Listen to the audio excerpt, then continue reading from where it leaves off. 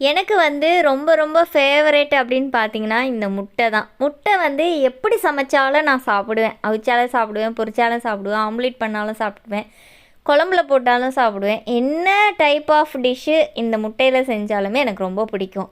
ஆனால் இந்தியாவில் இருக்கும்போது நான் ரெகுலராக முட்டை சாப்பிடுவேன். ஸ்ரீலங்காவுக்கு வந்த பிறகு எப்போயாவது தான் முட்டை சாப்பிட்றேன். ஏன்னா முட்டை அந்தளவுக்கு ரேட்டுன்றனால முட்டை சாப்பிட்றது ரொம்ப குறைச்சிட்டேன். நீங்கள் இருக்கிற பிளேஸில் முட்டை என்ன விலை போகுதுன்னு கண்டிப்பாக கமெண்ட் பண்ணுங்கள், நான் பார்த்து தெரிஞ்சுக்கணும். நாங்கள் இருக்கிற பிளேஸில் இப்போது 45 ரூபாய்க்கு சேல் பண்ணுறாங்க. ஆனால் ஒரு டைமில் முட்டை வந்து 60 ரூபா வரைக்கும் கூட சேல் பண்ணிகிட்டு இருந்தாங்க.